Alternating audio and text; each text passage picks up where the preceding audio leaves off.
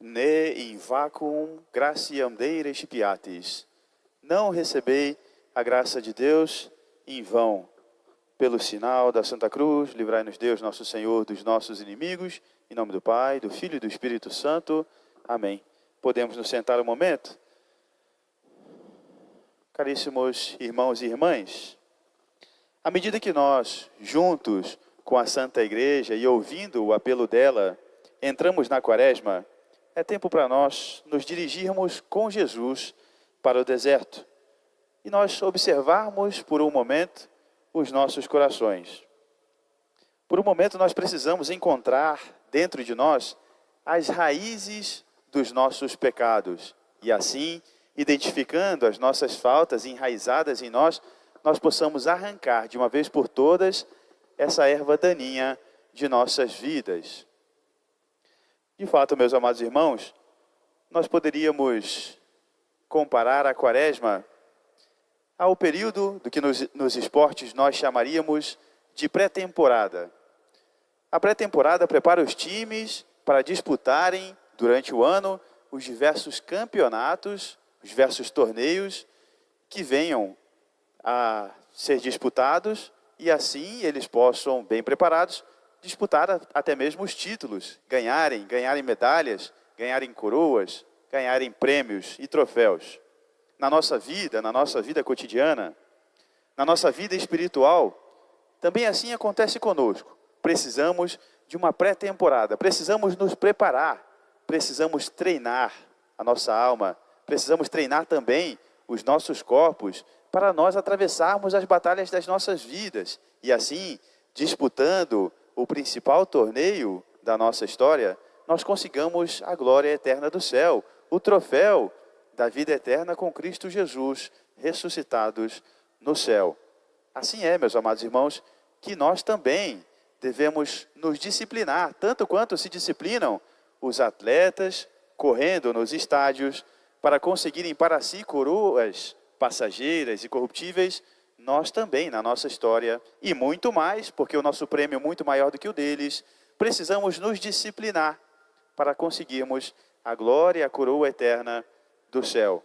Também uma outra analogia que nós poderíamos fazer, não é preciso andarmos muito pelo centro de Bom Jesus para nós percebermos que em alguns momentos, em algumas encruzilhadas, nós precisamos parar ao sinal luminoso do semáforo para nós observarmos o tráfego e assim distinguirmos se é ou não conveniente continuarmos o nosso caminho. Muitas coisas nós precisamos olhar e observar ali. Ao sinal luminoso, nós paramos. Nós identificamos se precisamos converter à esquerda ou à direita. Nós observamos o sentido contrário, os carros que andam em sentido contrário. Nós observamos o movimento das ruas. E só então, depois, assim como o sinal luminoso também mostra para nós que devemos seguir, nós podemos confiadamente continuar o nosso caminho ou mudar o nosso caminho, se assim for necessário, para nós chegarmos até o nosso destino em segurança. Nas nossas vidas também, dado o sinal luminoso da Santa Igreja para nós, que nos convida à conversão e à penitência, o sinal visível nas cores, a cor roxa, por exemplo, que nos convida a essa conversão, a essa penitência, nós somos convidados também a pararmos por um momento, identificarmos as raízes dos nossos pecados, observarmos o movimento das nossas almas, o movimento da concupiscência em nós. Precisamos identificar se precisamos nos mover para a esquerda ou para a direita, se estamos no bom caminho ou não, qual caminho devemos tomar. Precisamos observar os veículos que em vias contrárias nos atrapalham muitas vezes, os nossos pecados, as nossas fraquezas, tantas dificuldades.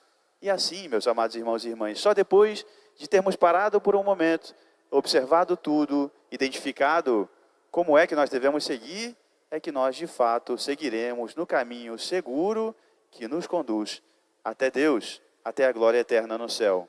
Trata-se disso, precisamente, o tempo em que nós mergulhamos agora com a Santa Igreja, o santo tempo da Quaresma. Nos empenhemos para que nós não desperdicemos a graça de Deus em nossas vidas, como nos adverte São Paulo na epístola de hoje. Ne in vacum recipiatis, accipiatis, recipiatis gratiam Dei. Não recebais a graça de Deus em vão nas vossas vidas. Eis o tempo da salvação, eis o dia aceitável. E é agora, diz também, ainda mais São Paulo, eis para nós, portanto, o tempo da quaresma, tempo da salvação, o tempo aceitável em que Deus olha para nós com maior misericórdia. E que nós devemos olhar para Ele também flagelado, maltratado, desprezado, e unirmos as nossas tribulações e as nossas tristezas, os nossos sofrimentos, aos sofrimentos dele. Se com ele nós sofrermos, com ele certamente nós venceremos também. Assim é, caríssimos irmãos e irmãs, que nós nos movendo nas leituras da liturgia de hoje, riquíssima para nós, podemos identificar 3 estágios da tentação. Nós que também atravessamos o deserto das nossas vidas, e Cristo, que foi também para o deserto para se mostrar próximo de nós, que quis ser tentado para nos ensinar a vencermos as tentações, nos ensina a vencermos cada um dos estágios dos pecados na nossa história. Começando pelo estágio mais baixo e mais raso, nós identificamos na tentação do demônio a nosso Senhor, que se sujeitou a até mesmo dirigir palavra ao espírito do mal, ao anjo caído. O demônio tentou Jesus nos seus sentidos, também a nós. Nós somos muitas vezes tentados nos nossos sentidos.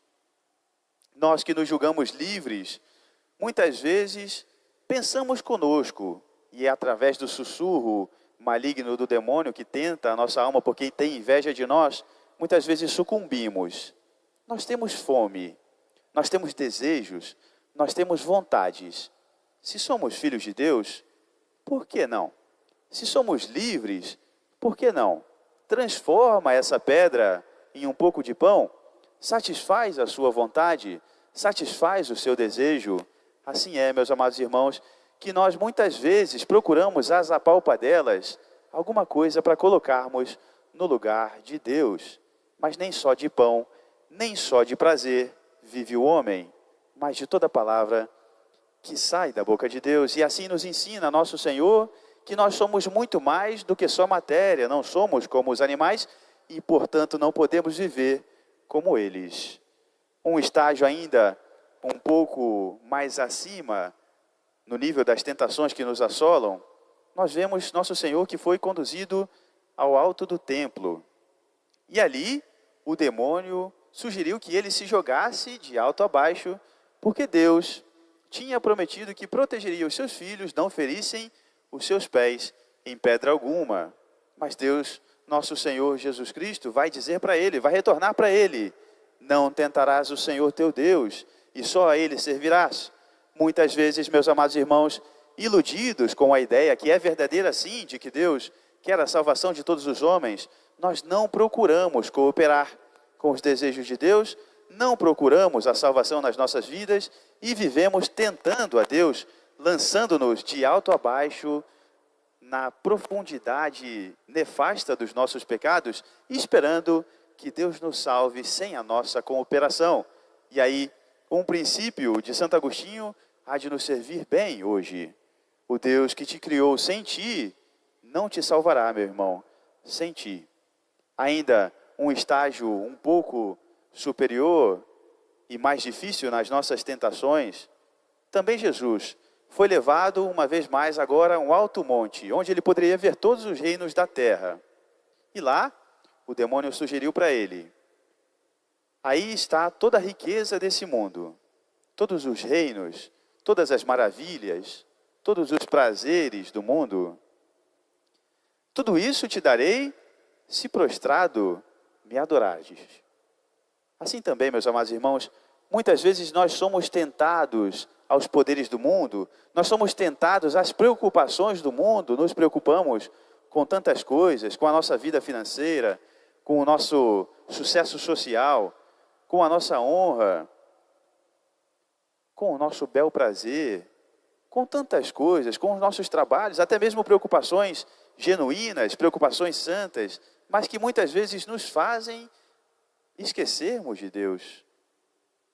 Assim, meus amados irmãos, muitas vezes nós caímos na tentação de, para conseguirmos bens materiais, nós voltarmos as costas para aquilo que é de Deus e nos prostrarmos diante do demônio.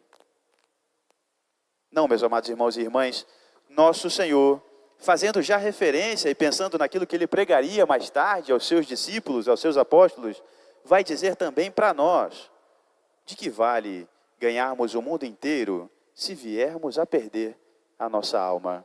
De que vale, meus amados irmãos, tudo o que há nesse mundo, se é tão fugaz, se é tão superficial e tão passageiro, se nós viermos a perder a eternidade feliz que nos está preparada no céu? Cristo Jesus nos mostrou que nós também, na nossa humanidade, podemos vencer as nossas fraquezas, os nossos pecados. Ele nos deu o exemplo.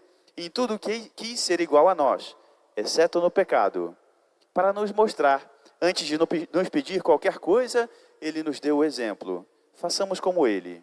Peçamos a Nossa Senhora essa graça, que nós sejamos cada dia mais fiéis, sobretudo nesse tempo da Quaresma, fiéis a Cristo Jesus, no seu sofrimento, para o sermos também felizes com Ele, na sua glória. Que nós saibamos atravessar o deserto dessa vida, em caminho da terra prometida, que nos está no céu.